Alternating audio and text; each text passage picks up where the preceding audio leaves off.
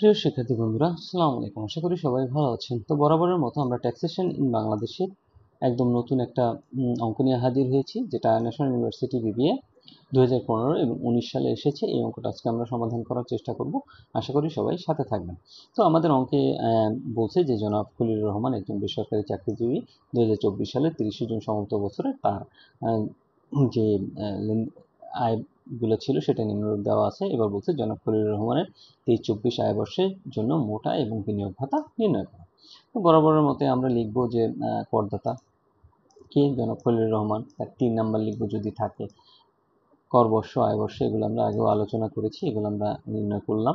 এরপর যদি আমরা সরাসরি অঙ্কে চলে যাই, তাহলে আমরা লিখব যে চাকরি হতে আয় ধারা কত, 32 থেকে 34। তো প্রথম এন্ট্রিটা যদি আমরা করি, মূল বেতন মাসিক কত, 35,000 টাকা। তাহলে আমরা লিখব 35,000 গুণ 12 কত টাকা, 4,20,000 টাকা। এরপর বলছে মহার্ঘ ভাতা মূল বেতনের 20%। তাহলে আমরা একটা শিরোনাম দিলাম ভাতা সমূহ এবং মহার্ঘ ভাতা লিখলাম 4,20,000 গুণ 20%।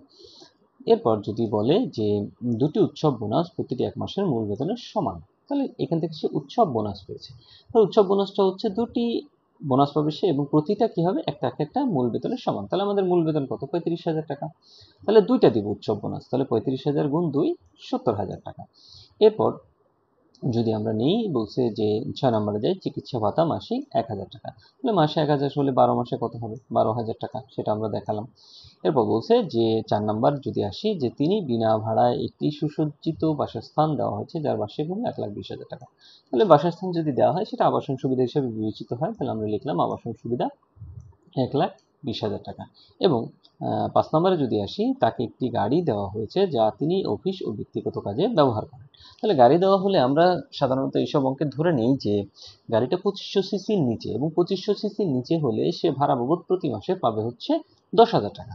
তো প্রতি মাসে যদি ভাড়া বাবদ সে 10,000 টাকা পায়, তাহলে মোটর গাড়ি সুবিধা সে কত পাবে, 12 দিয়ে গুণ দিতে হবে। তাহলে 10,000 গুণ 12 কত হয়, 1,20,000 টাকা। এটা যদি আপনি এখানে চান দেখাই দিতে পারেন, না দেখালেও কোনো প্রবলেম নাই। এরপর যদি আমরা আসি যে সে কি পায়, সে হচ্ছে গৃহ পরিচারিকার ভাতা পায়। কি পায়, গৃহ পরিচারিকার ভাতা।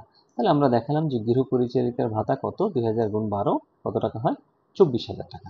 এরপর যদি আমরা আসি, বলছে যে চলতি বছরে তিনি ভ্রমণ ভাতা বাবদ 14,000 টাকা পান। তাহলে আমরা দেখালাম ভ্রমণ ভাতা 14,000 টাকা, কিন্তু আমরা জানি যে ভ্রমণ ভাতা সম্পূর্ণটাই আসলে অকরধার্য। তাহলে আমরা সম্পূর্ণ কি করব, অকরধার্য দেখিয়ে দিব। এরপরে একদম 8 নাম্বারে যদি আসি, শেষের এন্ট্রি, অনুমোদিত প্রভিডেন্ট ফান্ডের নিয়োগকর্তা কি করে, মূল বেতনের কয় পার্সেন্ট দান করে, 10%। তাহলে আমরা দেখাবো যে স্বীকৃত ভবিষ্যৎ তহবিলে নিয়োগকর্তা দান কত, মূল বেতনের 10%। তাহলে 4,20,000 গুণ 10% হয় 42,000 টাকা। অন্যান্য আমার এই অঙ্কে থাকে না, এই অন্যান্য দেখানোর দরকার নেই। এরপর যদি আসি আমরা 9 নম্বরে, যে আয় বর্ষে তিনি 12.5% হারে উক্ত ফান্ড থেকে সুদ পান কত, 6,000 টাকা। তো আমরা লিখবো যে অনুমোদিত প্রভিডেন্ট ফান্ডের সুদ কত, 6,000 টাকা। এখন এই 6,000 টাকার ক্ষেত্রে যেটা হচ্ছে এই অনুমোদিত প্রভিডেন্ট ফান্ড থাকে এবং এটা থেকে যে সুদ পাওয়া যায়, এটা অকরধার্য আছে। কিন্তু অকরধার্যটা কিরকম, অকরধার্য হচ্ছে তার মোট বেতনের 33%। তাহলে মোট বেতনটা আসলে আমরা কোথা থেকে পাবো, মোট বেতনটা পাবো হচ্ছে এই যে এইমাত্র আমরা এতগুলা যে কাজ করলাম, এই যে এইখান থেকে শুরু করে এই পর্যন্ত যতগুলো টাকা আমাদের এখানে আছে, এগুলো আমরা যোগ করব। তাহলে এগুলো যোগ করলে আসে 8,92,000 টাকা। এটার কতটুকু নিব, 33%। তাহলে আসে 2,94,360 টাকা। তাহলে 6,000 থেকে আসলে এটা বাদ দিলে কিছুই থাকে না, এই জন্য আমরা আসলে কিছুই দেখাইনি। তাহলে পরে আমরা করব কি, এই টাকাটা এই পাশে 2 নম্বর কলামে ট্রান্সফার করে নিয়ে যাব, যে মোট প্রাপ্ত বেতন কত, 8,92,000। এবার আসি আমরা অব্যাহতিপ্রাপ্ত অংশ থেকে। তাহলে অব্যাহতিপ্রাপ্ত অংশ ষষ্ঠ তফসিলের অংশ অনুযায়ী আমরা সেটা জানি যে এটা হচ্ছে চাকরি হতে মোট আয়ের 1/3, অর্থাৎ মোট আয় ছিল 8,92,000, এটার 1/3 কত হয়, 2,97,333 টাকা, অথবা 4,50,000 টাকার যেটি কম। তাহলে দুটোর মধ্যে কম অবশ্যই আমার কোনটা, দুটোর মধ্যে অবশ্যই আমার এইটা কম। তাহলে এটি আমি বাদ দিলাম এখান থেকে। তাহলে আমাদের চাকরি হতে মোট আয়ের পরিমাণ হলো 5,94,667 টাকা। এখন আমাদের বলছে যে আমাদের যদি সেকেন্ড রিকোয়ারমেন্টে আমরা যাই, যে আমাদের বলছে যে বিনিয়োগ ভাতা নির্ণয় করা।